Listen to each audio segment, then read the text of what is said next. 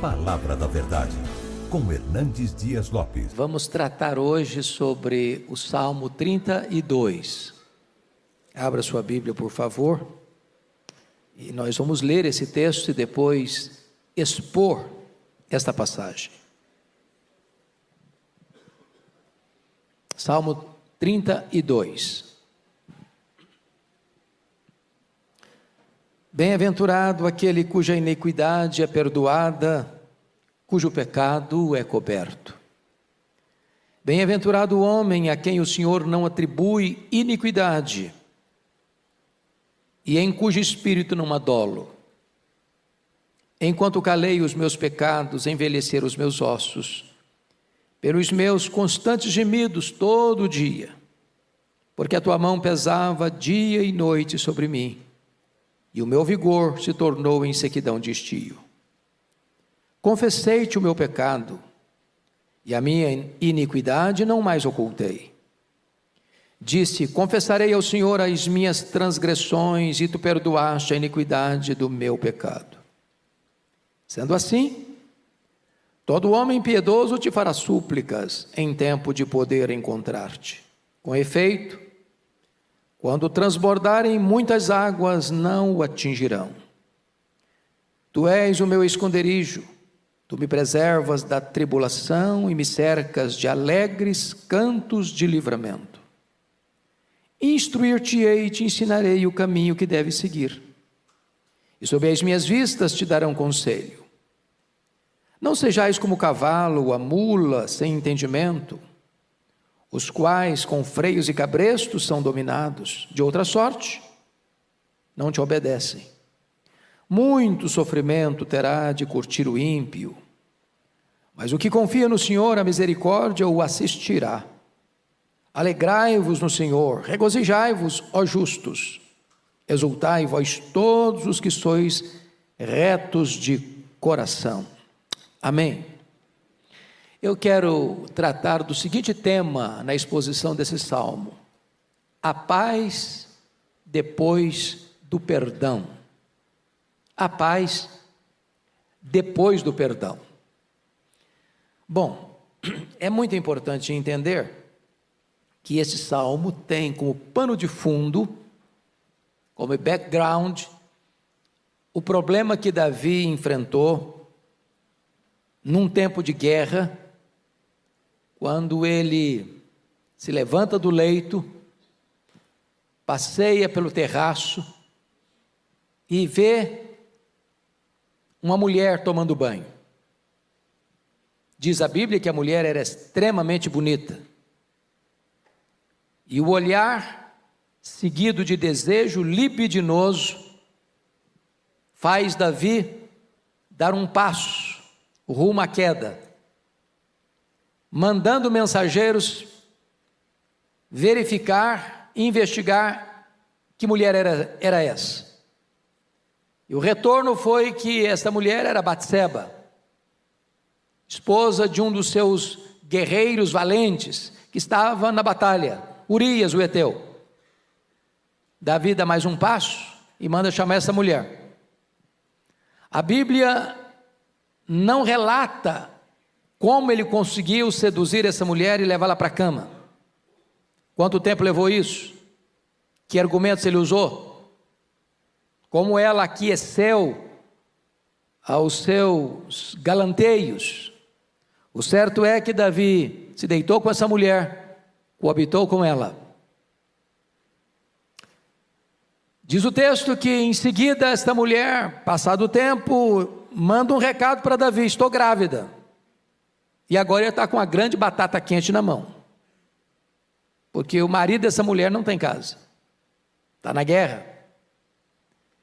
E se essa mulher aparece grávida e o marido na guerra, o resultado, dentro daquela cultura, é que essa mulher corre o risco de ser apedrejada.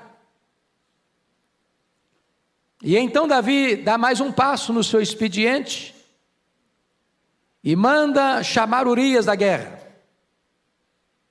A intenção de Davi é que Urias fosse para casa, coabitasse com a sua mulher e estaria resolvido o problema.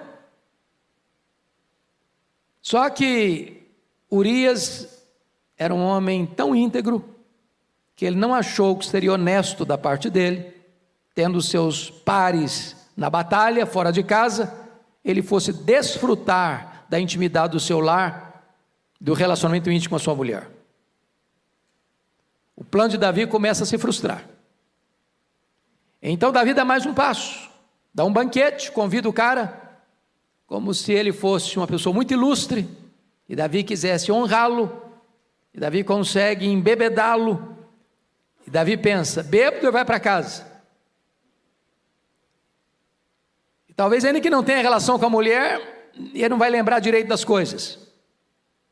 Mas Urias, mesmo bêbado, não vai para casa.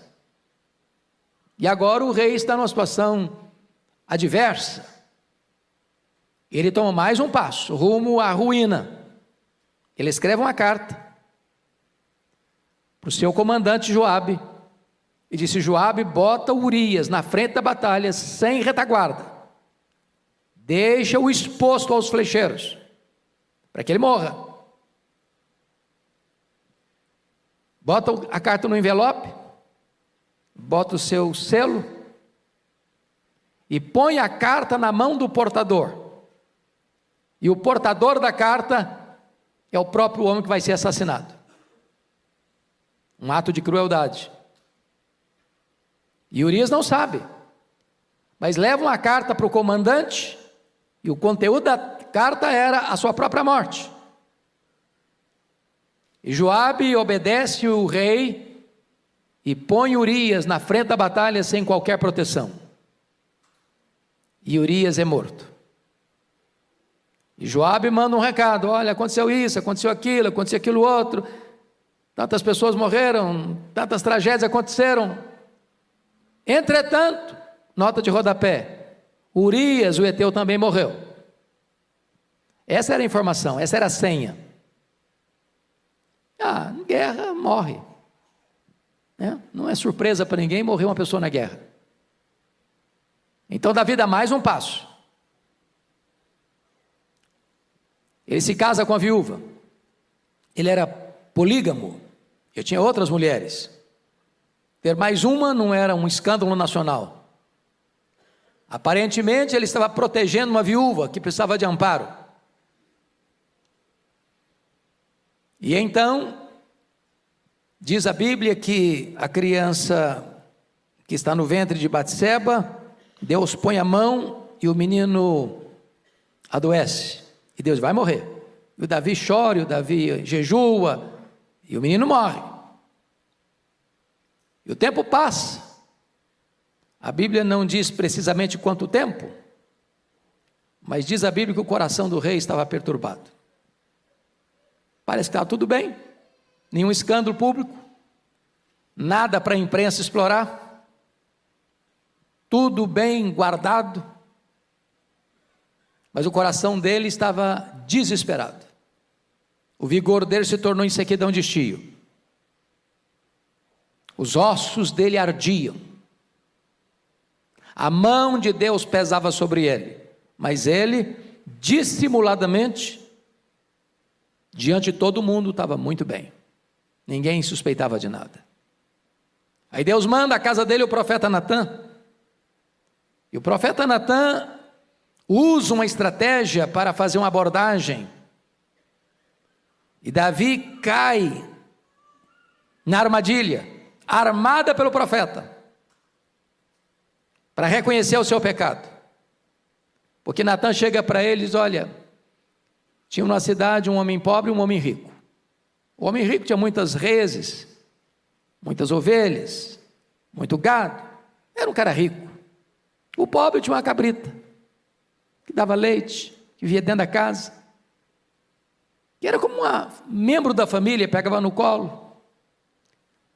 E aí o homem rico recebe uma visita ilustre, e o rico, em vez de ir lá no campo matar uma das suas reses, para fazer um lauto banquete para o seu convidado, resolve ir lá na casa do pobre, pegar a cabrita dele, a única que ele tinha, e matar, para fazer a refeição para o seu convidado. Quando Davi escuta isso, ele fica irritado, ele tinha um senso de justiça. Esse cara deve morrer. Aí o Natan bota o dedo no nariz dele e diz: você é o cara, você é o homem. Deus te deu o reino, Deus te deu riqueza, Deus te deu até muitos privilégios e prazeres, e você foi tomar a mulher de Urias, e ainda matar Urias. Nesse momento Davi cai em si e diz: pequei, se arrepende, confessa, e Deus diz: está perdoado, mas a espada não vai fugir da sua casa. E esse texto é o relato e o registro dessa confissão, desse arrependimento, desse perdão e da restauração divina a Davi. É claro, meus amados irmãos, que Davi comete aqui 3 pecados, e o primeiro dele é adultério, o segundo dele é assassinato, e o terceiro pecado é dissimulação. Então nós vamos olhar agora esse texto que, do meio das tempestades da alma, se levanta como óleo fresco da graça, da misericórdia e do perdão de Deus. Então, primeiro ponto que eu destaco aqui: a paz depois do perdão é a felicidade do perdão. Olha comigo o verso 1: bem-aventurado aquele cuja iniquidade é perdoada, cujo pecado é coberto. Veja você que começa com esta palavra bem-aventurado, e essa palavra é riquíssima, e é poderosíssima. Esta palavra é muito feliz, é como Jesus abre as bem-aventuranças: bem-aventurados os humildes de espírito, bem-aventurados os que choram. Ou seja, o perdão de Deus é a maior fonte de alegria que uma pessoa pode ter na vida. Meus irmãos, o pecado é terrível, é maligníssimo, é pior do que a pobreza, é pior do que a doença, é pior do que a perseguição, é pior do que a solidão, é pior do que a morte, porque esses males podem nos atingir e jamais nos afastarem de Deus. Mas o pecado é maligníssimo porque ele nos priva do maior bem, a comunhão com Deus, porque Deus é a fonte da plena e maior alegria. É na presença de Deus que tem plenitude de alegria. É impossível coexistir comunhão com Deus e pecado. É impossível coexistir paz e pecado. Por isso ele diz que feliz é aquele cuja transgressão é perdoada. A palavra transgressão no hebraico, a palavra pechá, significa rebelião, alta traição contra o soberano. É passar dos limites, é rebelar-se contra Deus.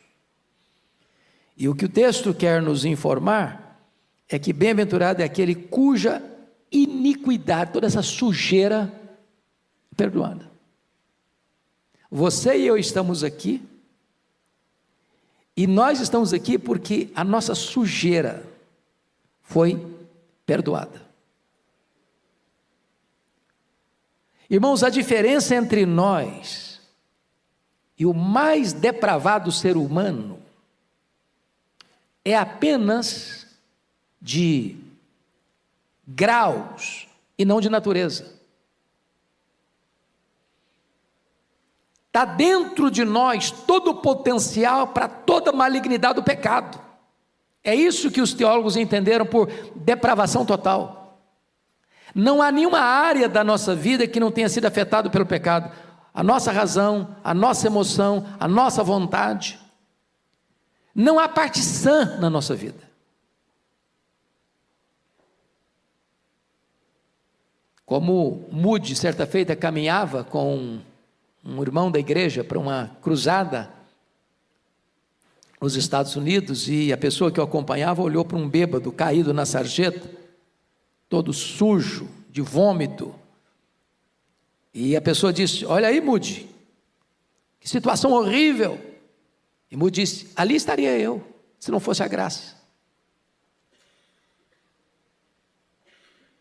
Nenhum de nós tem condições de jogar a pedra. Nenhum de nós tem condições, eu não faço isso, eu não faço aquilo. Não, o potencial do mal está dentro de nós.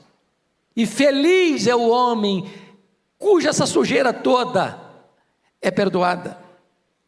O perdão divino lava os pecados, e o perdão divino nos livra da culpa do pecado. Feliz é aquele, olha aí o verso primeiro ainda, parte B. Feliz é aquele cujo pecado é coberto. Coberto. A palavra chatá, pecado no hebraico, significa, mesmo que no grego, hamartia, sair do caminho, errar o alvo, viver fora dos padrões. Você se lembra que no dia que o sacerdote entrava no Santo dos Santos com sangue, e derramava o sangue sobre a arca da aliança, a ideia ali é de que o pecado estava sendo coberto com sangue. Quando se olhava, não via mais o pecado, porque estava coberto com sangue. A ideia aqui, cujo pecado, está no versículo 1, feliz, bem-aventurado é aquele cujo pecado é coberto, é exatamente isso. O sangue cobriu o pecado. Deus olha e vê o sangue, e ao ver o sangue, sabe o que significa isso? O juízo foi aplicado. Não tem perdão sem justiça, irmãos. Falar em perdão sem justiça é macular a honra de Deus. Deus não faz vistas grossas com o pecado. Deus não faz concessão ao pecado. Deus jamais diz: não, isso aí não tem problema não, vou perdoar, tá, esquece, está tudo bem, tudo resolvido. Não, Deus não faz isso não. Deus pune o pecado. Deus julga o pecado.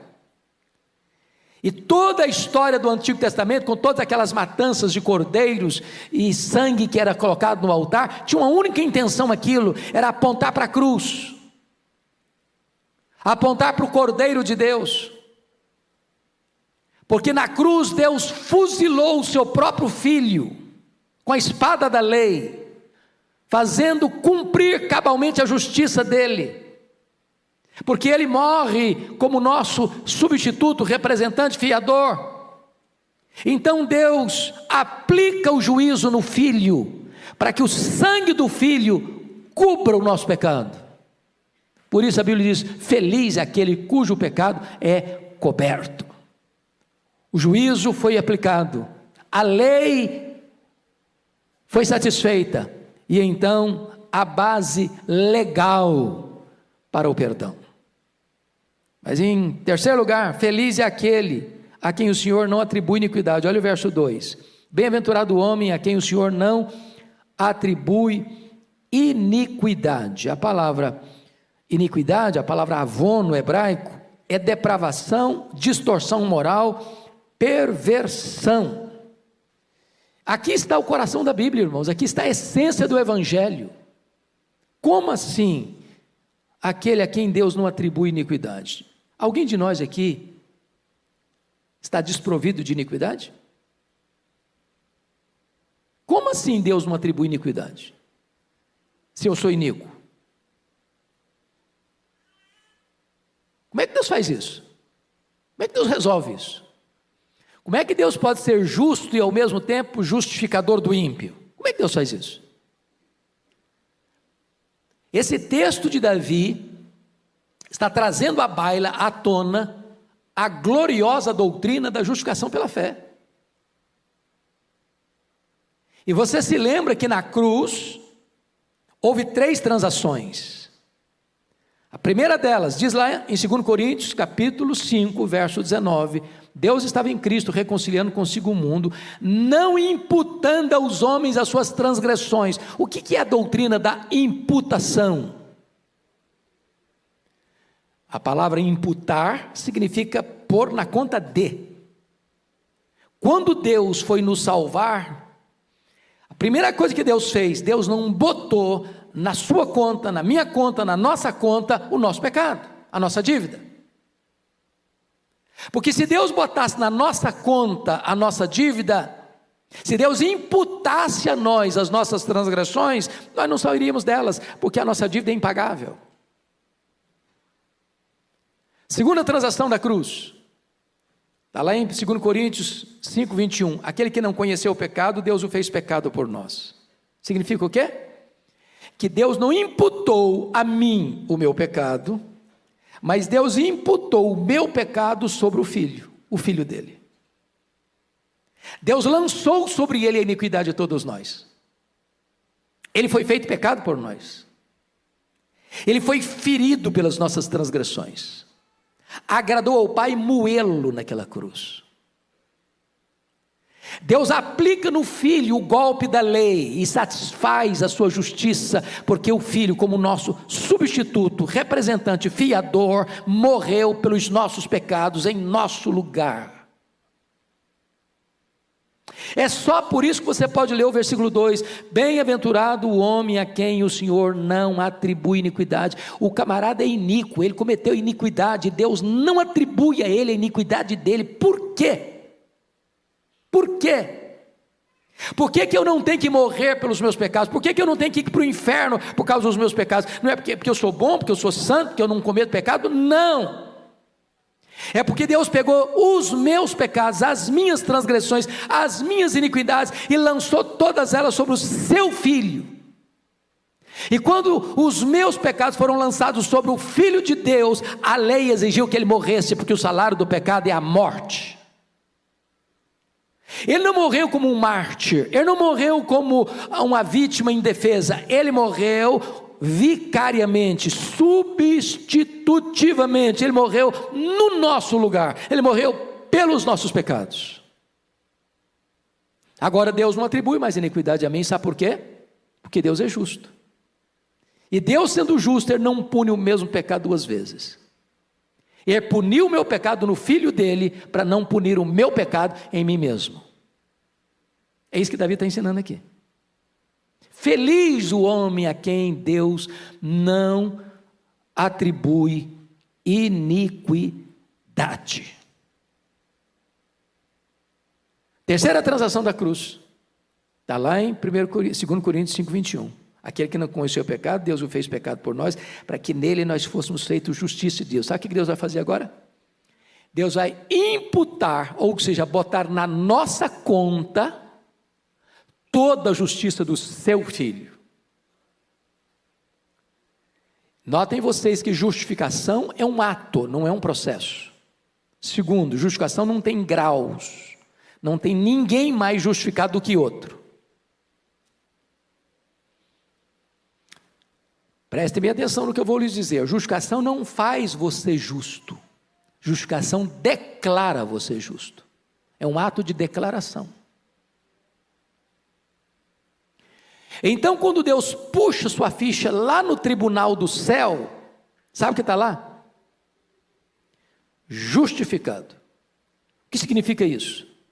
Não só você não tem dívida, mas você tem crédito, crédito infinito. Toda a justiça de Cristo está depositada na sua conta. É por isso que a Bíblia diz, já nenhuma condenação há mais para aqueles que estão em Cristo Jesus nosso Senhor. Bem-aventurado aquele a quem o Senhor não atribui iniquidade. Mas veja ainda, em quarto lugar, feliz é aquele em cujo espírito não há dolo. O que é dolo? Dolo é má intenção, é maldade. É aquilo que Davi fez, ele cometeu o pecado, tentou se livrar das consequências do pecado, chamando o marido, mandando matar o marido, casando com a viúva, para fazer que estava tudo certo. Ele agiu com dolo.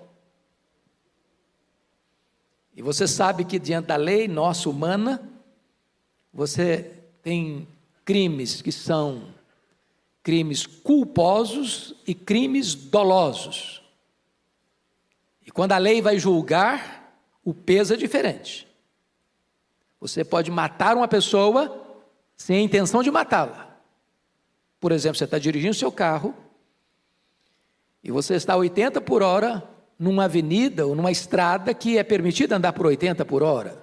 Se você está na Bandeirantes, na Dutra não, mas na Bandeirantes, 120 por hora.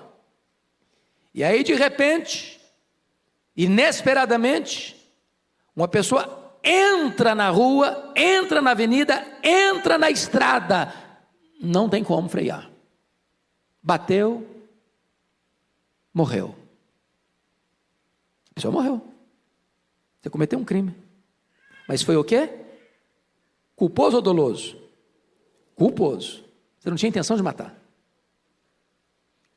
Agora, diferente, o que é doloso? Estou com raiva do fulano, e eu vou lá na loja, compro um revólver, uma caixa de bala, e intencionalmente eu vou onde ele está, e descarrego 5 balas no peito dele, ele morre. Esse crime é o quê? Culposo ou doloso? Doloso.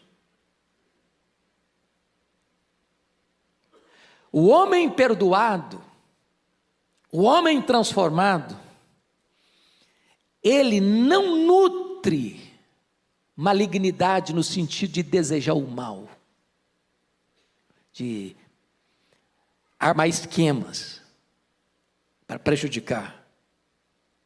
É por isso que o texto vai mostrar para nós essa gloriosa verdade, em cujo espírito não adole. Esse é um cara feliz.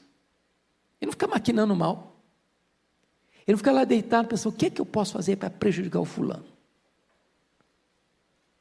que é que eu posso fazer para tomar o que é do fulano? O que é que eu posso fazer para acabar com a reputação do fulano? Não, ele não age mais dessa maneira. Então vamos para um outro ponto agora do texto, que é a infelicidade da impenitência, versos 3 e 4. Olha comigo.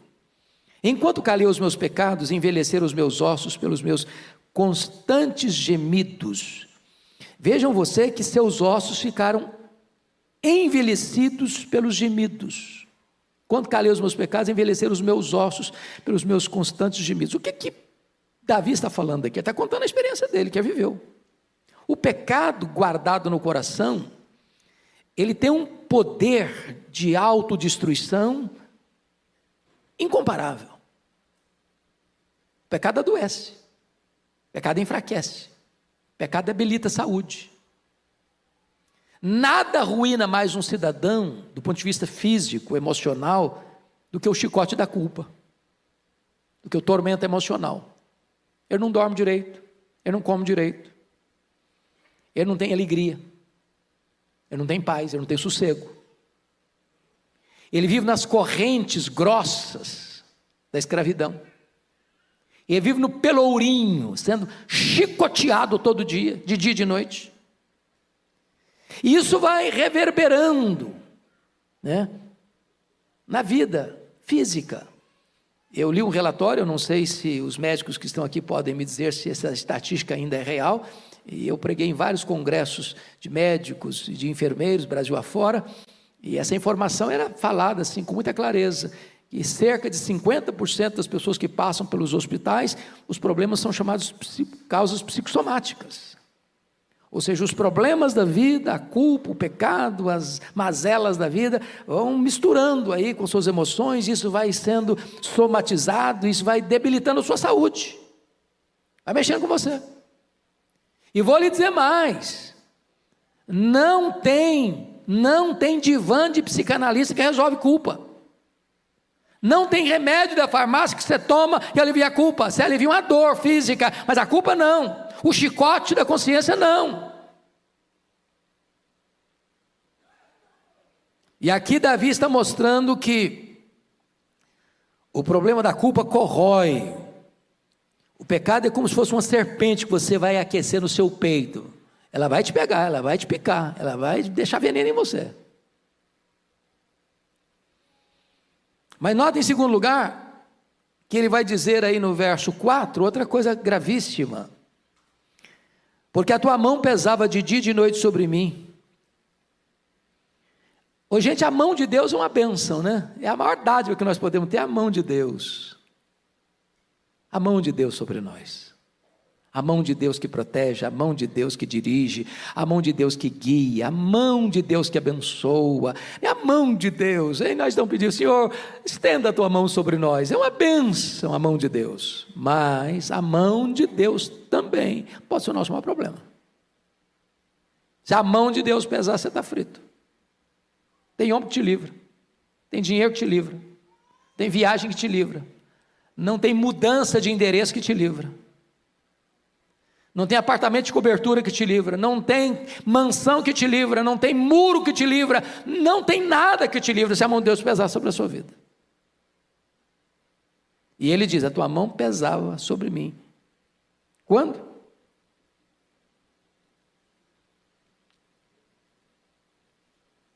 A tua mão pesava dia e noite. Sabe o que é dia e noite? Sem pausa, sem trégua, sem descanso. Mas ele vai dar uma terceira informação sobre o perigo da infelicidade da impenitência.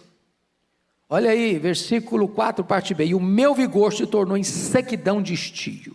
O pecado abate o espírito, entristece o coração e enfraquece o corpo. Ou seja, sofrimento e enfraquecimento caminham de mãos dadas. O cara murchou, secou, desidratou. Foi a experiência de Davi. E agora ele vai partir para o terceiro ponto, que é a necessidade e a importância da confissão. Está aí no versículo 5, confira comigo. Confessei-te o meu pecado e a minha iniquidade não mais ocultei. Diz, confessarei ao Senhor as minhas transgressões e tu perdoaste a iniquidade do meu pecado. Vamos entender isso aqui. Davi está expondo o salmo, mas você se lembra que não foi tão espontânea assim a confissão, não. Como é que foi a confissão de Davi? Ela foi provocada por um profeta muito inteligente. Se o profeta chegasse e falou, Davi, você está em pecado, viu, cara? Que negócio é esse, profeta? Não, o profeta chegou de mansinho, contou uma história. E o Davi caiu igual patinho da história dele. Tem hora, irmãos, que a nossa memória precisa ser trabalhada, porque às vezes a gente vai criando certas resistências, certas cercas de proteção para a nossa consciência, para não reconhecer o erro, ou para justificar o erro. Eu pequei por isso. Algumas pessoas dizem, não, mas o Davi, coitado, foi uma vítima. Como é que uma mulher vai tomar banho de janela aberta? Davi era vítima. A Bíblia não trata dessa matéria por esse viés. Em momento algum a Bíblia bota a culpa na Betseba, embora se ela tomou banho de janela aberta, não devia ter feito isso mesmo não. Ninguém está com licença aqui para tomar banho nu, em público, ou deixando a porta aberta, ou a janela aberta. Porque hoje não é a janela que está aberta mais não, é a mídia social. Tem gente que se veste sumariamente e tira uma foto bem bonita e posta. Ela quer ser vista. A intenção é exatamente despertar desejos. Veja onde nós vamos parar. Mas o ponto básico é o seguinte: o Davi está reconhecendo aqui que ele precisa confessar. Confessei-te o meu pecado e a minha iniquidade não mais ocultei. Em outras palavras, Davi destampa a caverna dos horrores. Abre a caixa da ferramenta. Abre a caixa preta. Joga tudo para fora. Se você pega uma ferida, por exemplo, ela tá lá. Se você tampa a ferida, o que acontece com essa ferida? Ela vai se contaminando, vai gangrenando, e ela pode ser extremamente perigosa. O que você tem que fazer? Abrir a ferida, fazer asepsia, aplicar o remédio. Esconder, tapar, botar uma cobertura para ninguém perceber, não é a solução do problema. Davi está dizendo, confessei-te o meu pecado. E qual o resultado Disse: confessarei ao Senhor as minhas transgressões, e tu perdoaste a iniquidade do meu pecado. O que a Bíblia ensina em Provérbios 28:13? Quem lembra de cor? Vamos lá?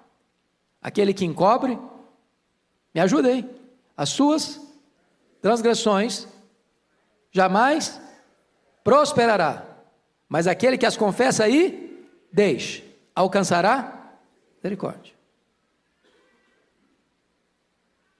O que a Bíblia diz mais? Lá em 1 João 1,9: se confessarmos os nossos pecados, Deus é fiel e justo para nos perdoar os pecados e nos purificar de toda injustiça. A Bíblia diz que o nosso Deus tem prazer na misericórdia e é rico em perdoar. Deus não tolera um coração duro, mas Deus habita com abatido e contrito de coração.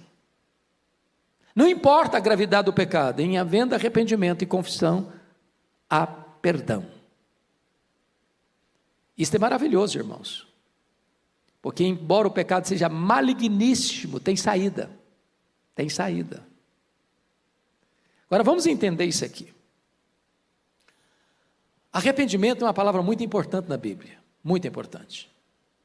E a palavra arrependimento, metanoia, na língua grega, ela tem 3 implicações muito importantes. Arrependimento implica em mudar a mente, mudar a emoção e mudar a vontade ou a volição. Porque nós somos o quê? Nós somos razão, nós somos emoção, nós somos volição, certo?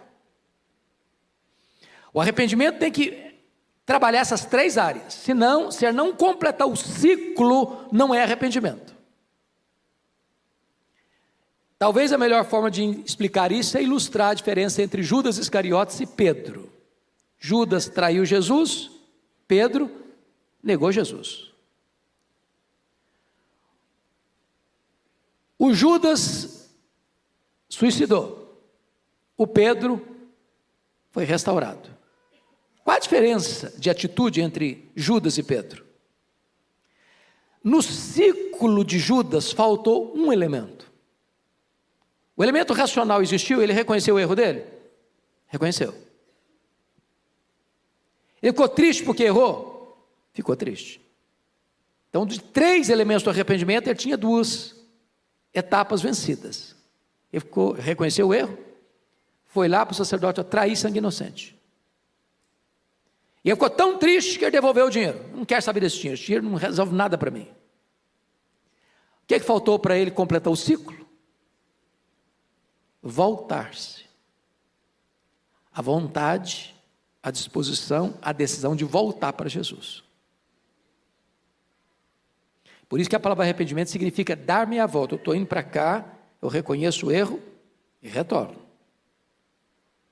A vontade precisa agir, retornar para Deus. Porque se você não fizer o ciclo completo, você fica preso no cipoal do remorso, e o remorso leva ao suicídio, ao desespero. Pedro reconheceu o erro, Pedro ficou triste pelo erro, chorou, mas Pedro voltou-se para Jesus, completou o ciclo, é restaurado, é perdoado. Agora, notem vocês, que o perdão é resultado da confissão, e tu perdoaste a iniquidade do meu pecado. Então vamos pegar a ideia aqui do perdoar do pecado.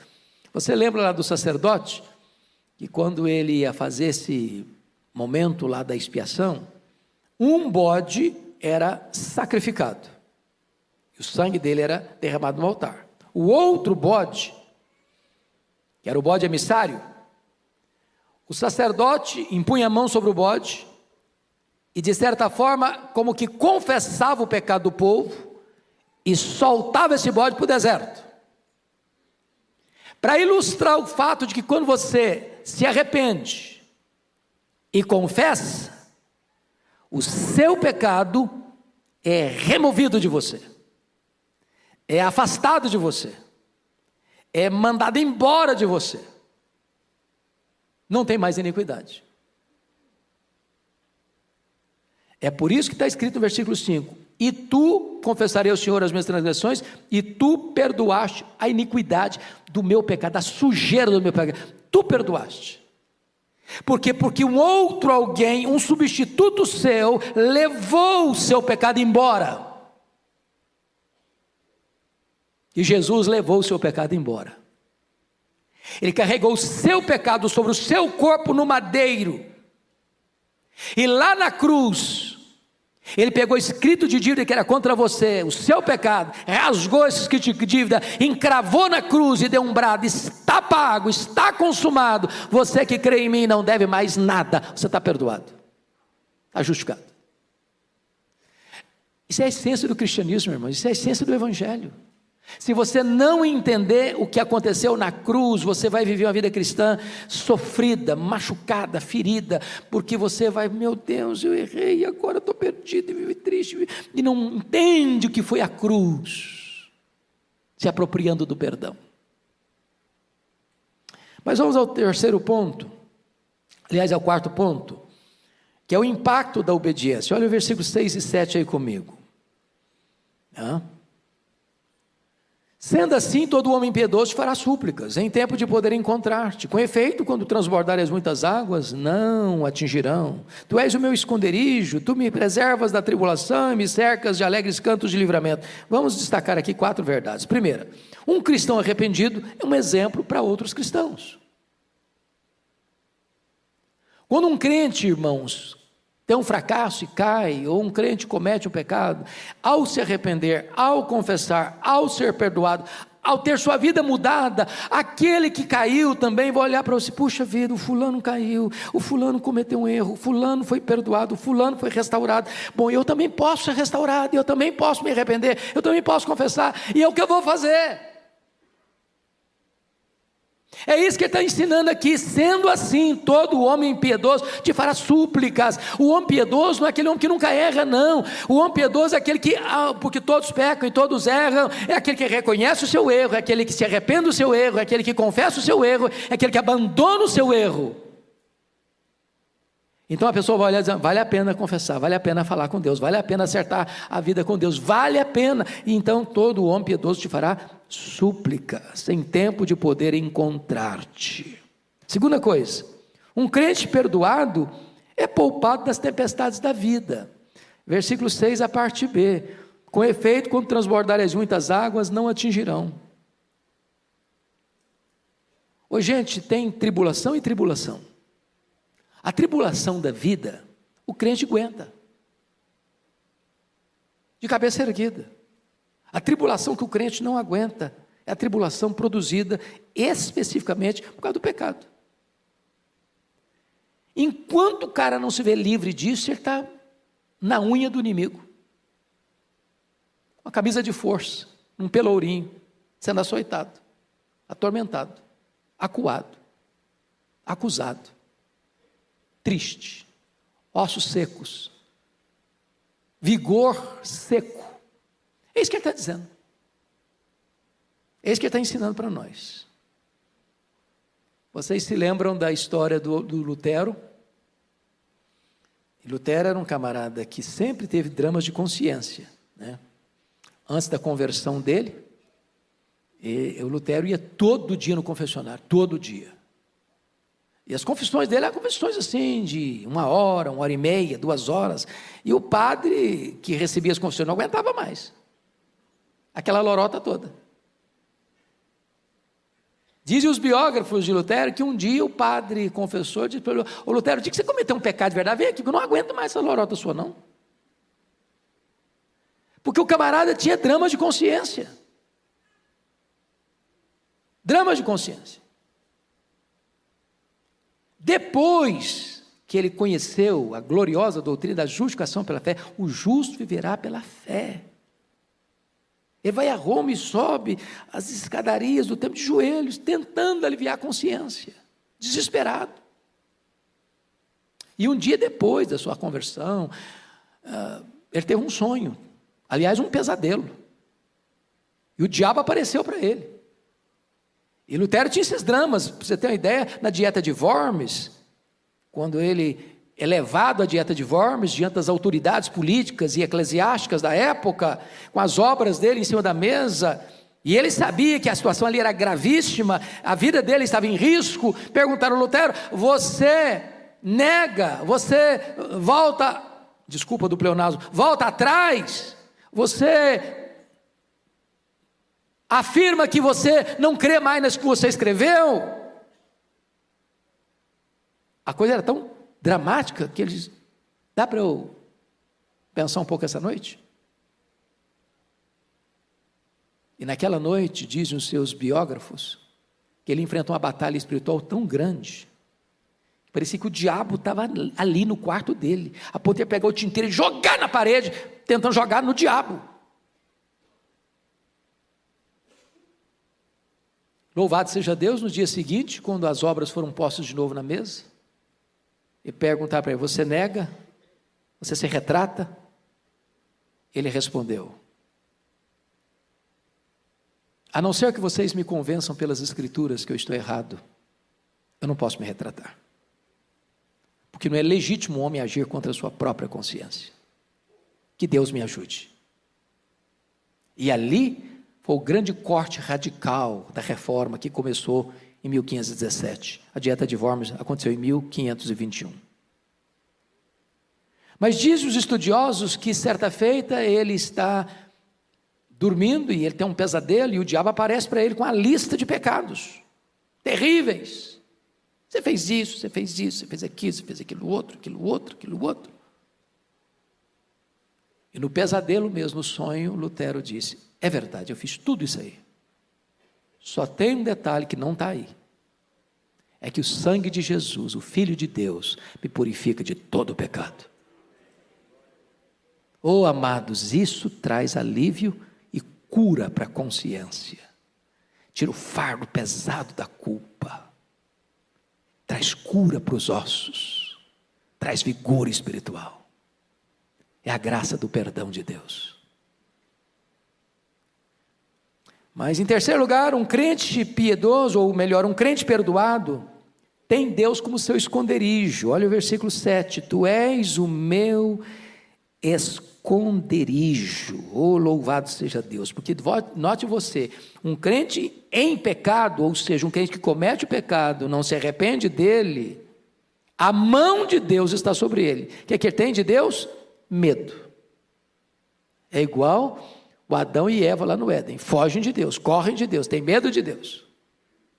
Mas quando você é perdoado, Deus é o que para você? Refúgio. Você corre para Ele, não dele. Ele é o seu abrigo, Ele é a sua cidade refúgio. Para Ele você pode correr, nele você tem segurança. Mas em quarto lugar, um crente perdoado é poupado do sofrimento e cercado de cânticos de livramento. É o que diz o verso 7, a parte B: tu me preservas da tribulação e me cercas de alegres cantos de livramento. Em vez de gemido, tem louvor. Em vez de lamento, tem celebração. Fruto do perdão de Deus. Mas me permita encerrar com mais alguns pontos, 3 pontos aqui que eu quero destacar. Primeiro, a instrução da graça, verso 8 e 9. Olha aí comigo. Veja você que agora não é Davi que vai falar não. A partir do verso 8 aqui, quem está falando não é mais Davi. Quem está falando é o próprio Deus. E está escrito assim: instruir-te-ei e te ensinarei o caminho que deves seguir. E sob as minhas vistas te darei conselho. Um crente perdoado é um crente ensinável. É um crente de ouvidos abertos, de coração sensível, que se coloca debaixo da autoridade da Bíblia. O Moody, Dwight Lyman Moody, ele tinha na capa da Bíblia uma frase, e a frase era esta: este livro afastará você do pecado, ou o pecado afastará você deste livro. Você não vai encontrar um crente rebelde, vivendo em pecado, tendo prazer na Bíblia. Impossível. Por isso, quando uma pessoa erra e não se arrepende, ela começa a se afastar. Deixa de ler a Bíblia, deixa de orar. Não quer mais vir para a igreja. Parece que o mundo está contra ele. E está mesmo. Está mesmo. E aí o texto está nos mostrando que agora perdoado, arrependido, perdoado, restaurado, Deus instrui e a pessoa quer a instrução. Irmãos, a Bíblia é um livro maravilhoso. É impossível um crente viver sem Bíblia. Você pode ter igreja sem templo. Você pode ter igreja sem música.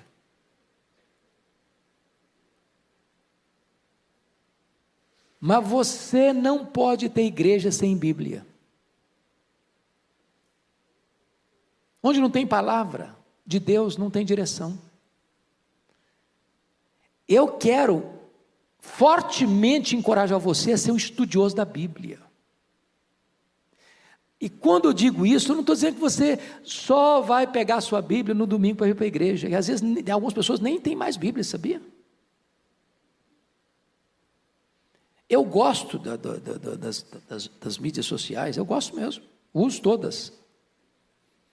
Eu ando com esse bichinho aqui todo dia. Mas não abro mão da Bíblia de papel. Sabe por quê? Nisso aqui você vai ter muita dificuldade de decorar.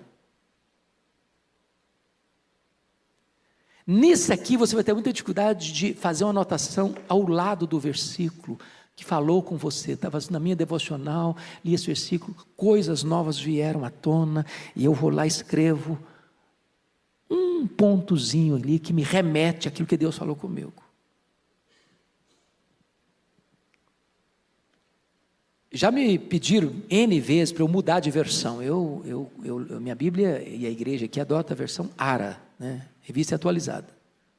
Por que eu não mudo de versão? Agora saiu a versão atualizada, né? Ótimo, para quem está começando. Eu estou com 63 anos, tenho 40 anos de ministério. Pouquinho que eu sei de Bíblia, que eu decorei, que eu memorizei, é na versão ARA. Eu vou mudar para quê? Se eu vou ter que memorizar tudo, eu não vou conseguir. Não vou conseguir. Eu vou manter aqui mesmo. Eu preciso trazer à minha memória a palavra de Deus. Eu preciso mergulhar um pouco mais fundo. Então, gente, você quer ser um crente com tutano, com musculatura, tem que ler Bíblia. Mas ler Bíblia em casa.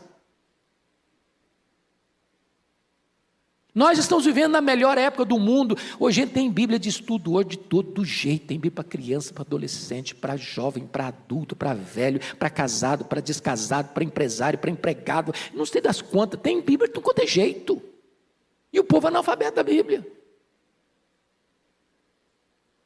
Uma loucura isso. Você vai pregar em Ageu, o cara começa a procurar Ageu em Gênesis. Ele não sabe nem que tem Ageu. Então, para Deus nos instruir, irmãos, Ele não vai chegar no seu quarto e, fulano, eu vou te instruir hoje.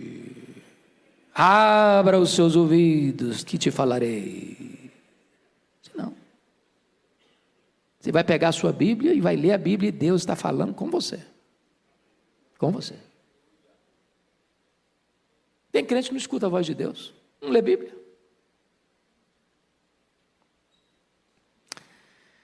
Mas tem um alerta necessário, porque se você não lê, o versículo 9 é que vai se aplicar aí, viu?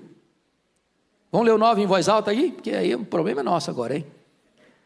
Vamos lá, juntos? Não sejais como o cavalo ou a mula, sem entendimento, os quais com freios e cabrestos são dominados.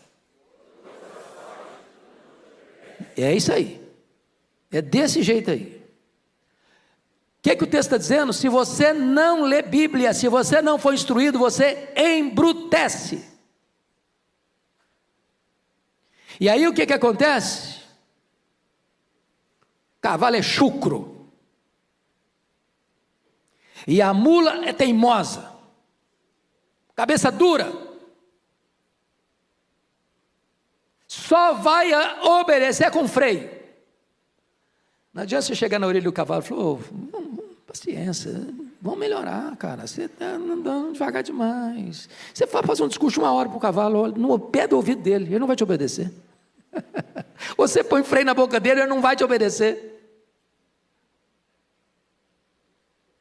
A mula é teimosa, você fala uma vez, fala duas, bate, começa mesmo, teimosa. Tem crente que é assim. Se apanhar, aprender. Falar não resolve. Porque não quer instrução. E quem não quer, já escutou aquela frase? Quem não escuta conselho, escuta coitado. Quem não aprende com o preceito, vai ter que aprender com a chibata. Então, amados, vamos ser inteligentes? Para a gente não apanhar desnecessariamente? Estude Bíblia. Você vai discernir o tempo que você está vivendo. Você vai fugir de certas encrencas na vida que você não precisava passar. Enrascadas que você não precisava entrar. De alianças que você não precisava fazer.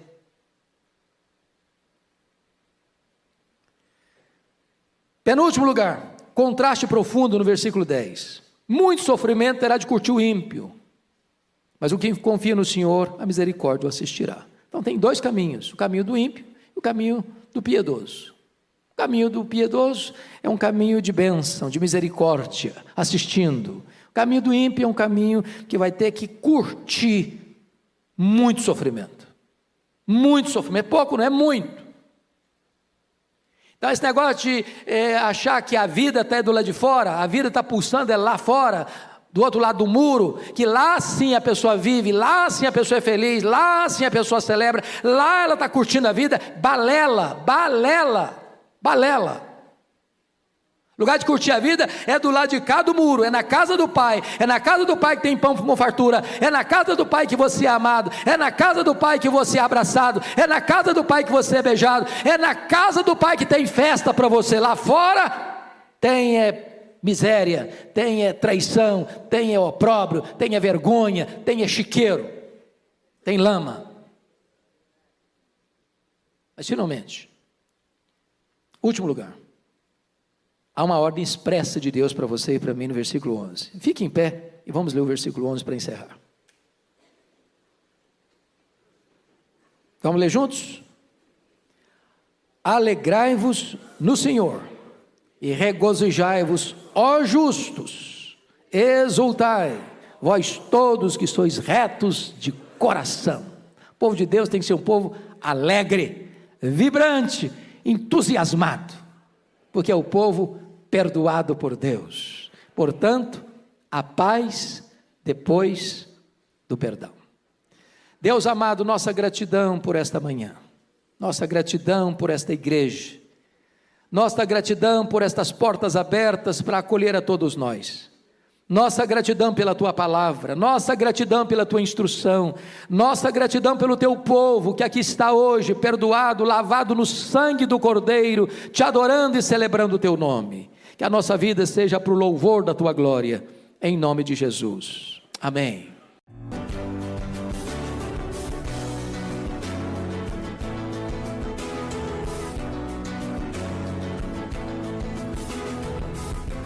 Palavra da Verdade, com Hernandes Dias Lopes.